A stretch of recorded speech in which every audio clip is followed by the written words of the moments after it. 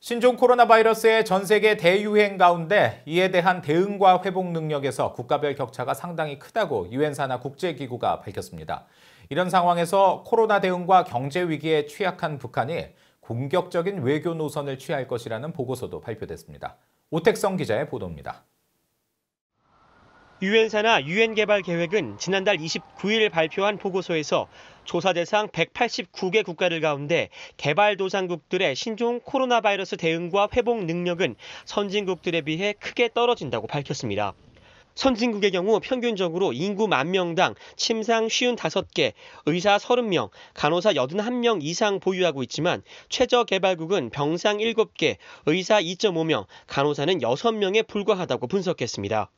또 신종 코로나 바이러스를 이유로 한 광범위한 봉쇄로 인터넷 접속을 못하는 등의 디지털 정보 격차가 심각해지고 있으며 세계 인구의 약 25%는 빈곤으로 인해 무방비 상태며 40%는 사회적 보호를 받지 못하고 있다고 전했습니다.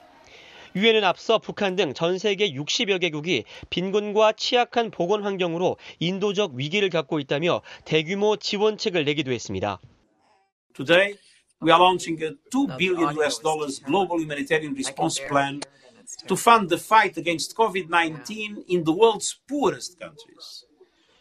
이런 가운데 신종 코로나 바이러스 감염증 여파로 북한은 더 큰 경제적 어려움을 겪을 것이며 이로 인해 북한이 더 강경한 외교 노선을 취할 것이라는 분석이 나왔습니다. 영국의 경제 분석 기관인 이코노미스트 인텔리전스 유닛은 최근 보고서를 통해 북한은 위험이 진정될 때까지 상황을 지켜보는 특유의 벙커 심리에 더해 코로나 여파까지 겹쳐 경제적 어려움과 취약함을 드러낼 것이라고 설명했습니다. 그러면서 북한은 외부 세계의 취약성을 드러내지 않기 위해 외교적으로 더 반항적이고 공격적인 입장을 취할 가능성이 크다고 내다봤습니다.